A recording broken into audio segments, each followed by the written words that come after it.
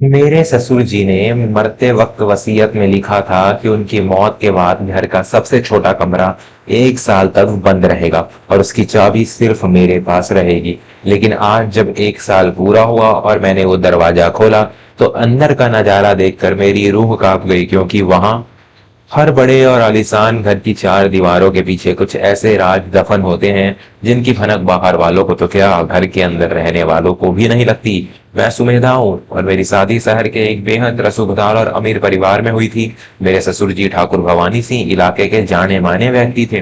उनका नाम ही काफी था। उनकी हवेली किसी महल से कम नहीं थी, लेकिन उस महल के अंदर जो इंसानियत बसनी चाहिए थी वो पूरी तरह से मर चुकी थी।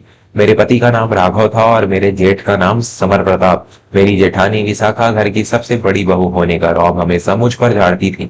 बाहर से देखने में हमारा परिवार बहुत संपन्न और सुखी लगता था, लेकिन सच्चाई यह थी कि इस घर में रिश्तों की अहमियत पैसों से तोली जाती थी। मेरे पति और जेठ को सिर्फ ससुर जी की जायदाद, उनके बैंक बैलेंस और हवेली से प्यार था। उन्हें ससुर जी से कोई लगाव नहीं था। जब ससुर जी को कैंसर जैसी गंभीर बीमारी ने घेर लिया तो पूरे घर में जैसे मातम नहीं बल्कि एक अजीब सी बेचैनी छा गई। बेचैनी इस बात की नहीं कि उनके पिता बीमार हैं, बल्कि इस बात की कि उनके इलाज में लाखों रुपए खर्च हो रहे थे। मेरे पति और जेठ ने धीरे धीरे ससुर जी के कमरे में जाना ही बंद कर दिया। वो दोनों भाइयों ने मिलकर घर के सारे व्यापार अपने हाथों में ले लिए थे। बीमारी के उन आखिरी दिनों में ससुर जी के पास अगर कोई बैठता था तो उनके पैर दबाता था या उन्हें दवाइयां देता था तो वो सिर्फ मैं थी। ससुर जी अक्सर मुझे उदास आंखों से देखते और कहते, सुमेधा बेटी, इस घर की दीवारों पर सोने का पानी चढ़ा है, लेकिन इसकी नींव में दीमक लग चुकी है। तू बहुत भोली है, इन भेड़ियों के बीच तू कैसे बचेगी? यही सोचकर मेरी आत्मा तड़पती है। मैं उनके हाथ थाम कर कहती, बाबूजी आप ऐसी बातें मत कीजिए, आप जल्दी ठीक हो जाएंगे। लेकिन नियति को कुछ और ही मंजूर था। ससुर जी का देहांत हो गया। उनके अंतिम संस्कार में मेरे पति और जेठ ने दिखावे के लिए बहुत आंसू बहाए, लेकिन जैसे ही 13वीं का काम खत्म हुआ, घर में मातम की जगह लालच ने ले ली। अगली ही सुबह ससुर जी के पुराने वकील दीनानाथ जी हवेली में आए। पूरे परिवार को बड़े हॉल में बुलाया गया। सबकी निगाहें वकील साहब के हाथ में पकड़े उस नीले रंग के लिफाफे पर टिकी थी जिसमें ससुर जी की वसीयत थी। वकील साहब ने वसीयत पढ़नी शुरू की। मैं भवानी सिंह अपने पूरे होशो हवास में अपनी संपत्ति का बंटवारा कर रहा हूँ। मेरा व्यापार, मेरी गाड़ियां और इस हवेली का आगे का पूरा हिस्सा मेरे दोनों बेटों समर प्रताप और राघव के नाम करता हूँ। इतना सुनते ही मेरे पति और जेठ के चेहरों पर एक शैतानी मुस्कान खिल उठी। मेरी जेठानी ने तो खुशी से अपनी साड़ी का पल्लू तक झटक दिया। लेकिन वकील साहब रुके नहीं।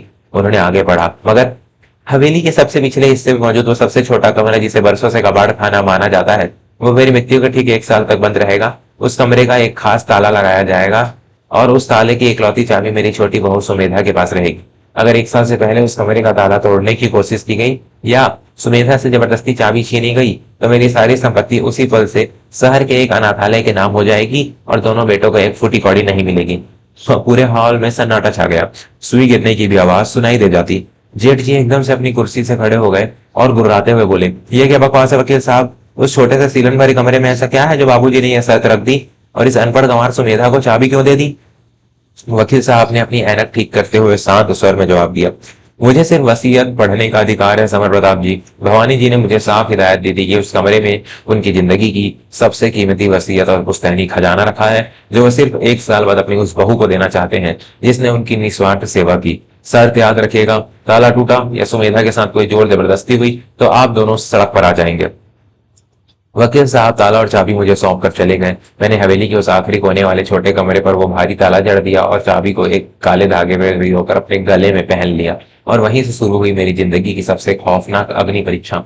मेरे पति और जेठ के दिमाग में यह बात बैठ गई थी कि उस छोटे से कमरे में ससुर जी ने अपना सारा पुश्तैनी, सोना, हीरे जवाहरात और करोड़ों की नकदी छुपा रखी है। उन्हें लगने लगा कि ससुर जी ने जो संपत्ति उनके नाम की है वो तो कुछ भी नहीं है, असली खजाना तो उस कमरे में है। शुरुआत के कुछ महीनों में मेरे पति राघव ने मुझे अपने प्यार में जाल में फंसाने की कोशिश की। वो रात को मीठी मीठी बातें करके और धीरे से मेरे गले से वो चाबी निकालने की कोशिश करते। जब मैं उन्हें रोकती तो वो चिढ़ कर कहते, सुमेधा हम पति पत्नी है, क्या तेरा मुझ पर कोई भरोसा नहीं है? वो चाबी मुझे दे दे, हम दोनों मिलकर वो खजाना निकाल लेंगे और मेरे भाई को भनक नहीं लगेगी।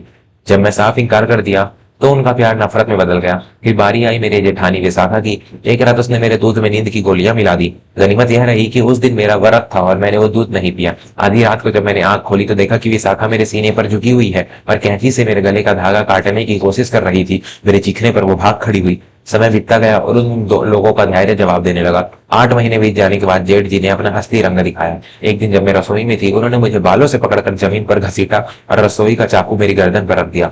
चुपचाप वो चाबी निकाल कर मेरे हाथ में रख दे चुड़ैल, वरना आज तेरा खून पी जाऊंगा। उनकी आंखें खून की तरह लाल हो रही थी।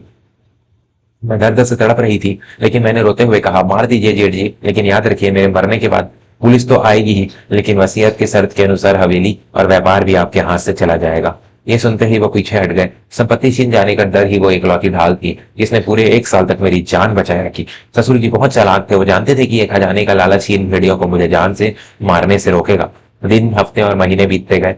मेरे लिए वो हवेली एक नरक बन चुकी थी। मैं रात को दरवाजा अंदर से बंद करके पलंग के नीचे छुप कर सोती थी। मेरे खुद के पति ने मुझसे बात करना बंद कर दिया था। पूरा परिवार बस उस एक दिन का इंतजार कर रहा था जब 1 साल पूरा होगा, और आखिरकार वो मनहूस दिन आ ही गया। ससुर जी की पहली बरसी के ठीक अगले दिन सुबह के 9 बज रहे थे। हवेली के उस पिछले हिस्से में मौजूद छोटे कमरे के सामने पूरा परिवार खड़ा था। मेरे पति, जेठ और जेठानी की आंखों में लालच की चमक साफ देखी जा सकती थी। जेठ जी के हाथों में एक बड़ा सा थैला था जिसमें वो खजाना भरने का सपना देख रहे थे। वकील दीनानाथ जी भी समय पर आ चुके थे। जेठ जी ने दांत पीसते हुए मुझसे कहा, खोल ताला, आज तो 1 साल पूरा हो गया, आज तो कोई शर्त नहीं टूटेगी। मेरे हाथ कांप रहे थे। पूरे 1 साल का मानसिक संताप मेरे चेहरे पर साफ दिख रहा था। मैंने अपने गले से वो काला धागा तोड़ा और चाबी निकालकर उस भारी जंग लगे ताले में घुमा दी। एक जोर की कट की आवाज हुई और ताला खुल गया। मैंने धीरे से उस लकड़ी के पुराने दरवाजे को धक्का दिया। दरवाजा भयंकर चरमराती आवाज के साथ खुला। कमरे के अंदर गुप्त अंधेरा था और वहां से एक अजीब सी पुरानी सीलन और सूखी मिट्टी की बदबू आ रही थी। मेरे पति ने जल्दी से दीवार टटोलकर स्विच दबाया। कमरे की एक पीली टिमटिमाती हुई ट्यूबलाइट जल उठी। जैसे ही मैंने अंदर का नजारा देखा, मेरे हाथ से वो ताला छूटकर फर्श पर गिर पड़ी। मेरी आंखें फटी की फटी रह गई। मेरे पैरों तले से मानो पूरी हवेली की जमीन ही खिसक गई। मेरी रूह इस कदर कांप उठी कि मेरे मुंह से एक चीख निकल गई और मैं वहीं घुटनों के बल बैठ गई। उस कमरे में कोई खजाना नहीं था, कोई सोना, कोई चांदी, कोई नकदी नहीं थी। कमरा पूरी तरह से खाली था, सिवाय दीवारों के। कमरे के चारों तरफ फर्श से लेकर छत तक कागज चिपकाए गए थे। वो कागज नहीं थे, वो भयानक दस्तावेज थे। दीवारों पर मेरे जेठ और पति की तस्वीरें चिपकी थी जो किसी जुआघर और शराब खाने की थी। उनके साथ शहर के सबसे खतरनाक गुंडों और माफियाओं की तस्वीरें थी। तस्वीरों के नीचे लाल शाही में मोटे मोटे अक्षरों में कर्ज की रकमें लिखी थी। पूरे कमरे की दीवारें बैंक के नोटिस, कुर्कियों के आदेश और पुलिस की FIR की कॉपियों से पटी पड़ी थी। कमरे के ठीक बीचों बीच टूटी हुई लकड़ी की कुर्सी रखी थी। उस कुर्सी पर ससुर जी के वो कपड़े रखे थे जिन पर खून के छींटे थे, और उन कपड़ों के ऊपर एक मोटी सी डायरी रखी थी जिसके ऊपर ससुर जी का चश्मा रखा था।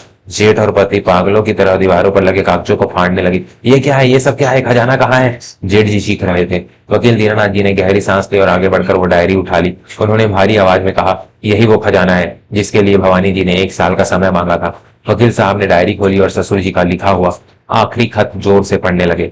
मेरे नालायक बेटो, तुम लोग जिस खजाने को ढूंढ रहे हो वो तुमने खुद सालों पहले अय्यासी, जुए और सट्टे में उड़ा दिया था। तुम दोनों ने शहर के सबसे खतरनाक माफियाओं से करोड़ों का कर्ज लिया था। जब वो गुंडे इस हवेली को आग लगाने और इस परिवार को जिंदा जलाने आने वाले थे, तब मैंने अपना सारा पुश्तैनी सोना, अपनी सारी जमा पूंजी, यहाँ तक कि अपनी बीमारी के इलाज का पैसा भी उन्हें देकर तुम्हारी जान बचाई थी। यह सुनकर मेरे पति और जेठ के चेहरों का रंग सफेद पड़ गया। वो ऐसे कांपने लगे जैसे किसी ने उनके शरीर से खून निकाल लिया हो। वकील साहब ने खत आगे पढ़ा, मैंने अपने इलाज के लिए अपनी ही किडनी और अपना खून तक बेच दिया ताकि तुम दोनों के पापों का कर्ज चुका सकूं। ये खून के सने कपड़े उसी का सबूत है। ये हवेली, ये व्यापार, ये गाड़ियां, ये सब 10 महीने पहले ही बैंक के पास गिरवी रखा जा चुका है और बैंक ने इसे नीलाम कर दिया है। मैंने बैंक वालों को पैरों के गिरकर गिड़गिड़ाकर सिर्फ 1 साल की मोहलत मांगी थी।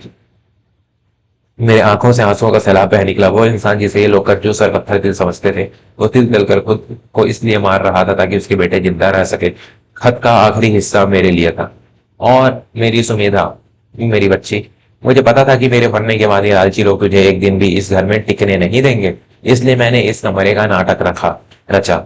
मुझे पता था कि उस अदृश्य खजाने के लालच में ये लोग कम से कम 1 साल तक तुझे जिंदा रखेंगे और घर के बाहर नहीं निकालेंगे। मैंने जानबूझकर 1 साल का समय चुना क्योंकि आज के ही दिन बैंक की मोहलत खत्म हो रही है। ठीक उसी पल हवेली के मुख्य द्वार पर सायरन की आवाजें गूंजने लगी। पुलिस की गाड़ियों के साथ बैंक के अधिकारी हवेली में घुस आए थे। वकील साहब ने मेरी तरफ देखते हुए मुस्कुराकर कहा, सुमेधा बेटी, तुम्हारे ससुर जी ने अपने खून पसीने से बचाए हुए आखिरी कुछ पैसों से शहर से दूर एक छोटा सा घर और एक दुकान तुम्हारे नाम कर दी थी। वो नहीं चाहते थे कि इस नरक की आग में तुम भी भस्म हो जाओ। मेरे जेठ और मेरे पति, जो कुछ मिनट पहले करोड़पति बनने के सपने देख रहे थे, अब बैंक अधिकारियों के पैरों में गिरकर रो रहे थे, गिड़गिड़ा रहे थे। पुलिस उन्हें घसीटते हुए हवेली से बाहर निकाल रही थी। जेठानी विशाखा अपना सिर पीट पीट कर रो रही थी। जिस घमंड और लालच ने उन्हें अंधा कर दिया था, आज उसी ने उन्हें सड़क पर ला खड़ा किया था। मैं धीरे से उठी। मैंने उस कमरे में रखे ससुर जी के चश्मे को उठाया, उसे अपने माथे से लगाया और बिना पीछे मुड़े उस हवेली के दरवाजे से बाहर निकल गई। आज मेरी जिंदगी की एक नई शुरुआत होने वाली थी। ससुर जी के दिए हुए उस सच्चे खजाने और उनके आशीर्वाद के साथ, और पीछे रह गई थी वो आलीशान हवेली जो अब सिर्फ उन लालची भेड़ियों के पापों का खंडर बन चुकी थी।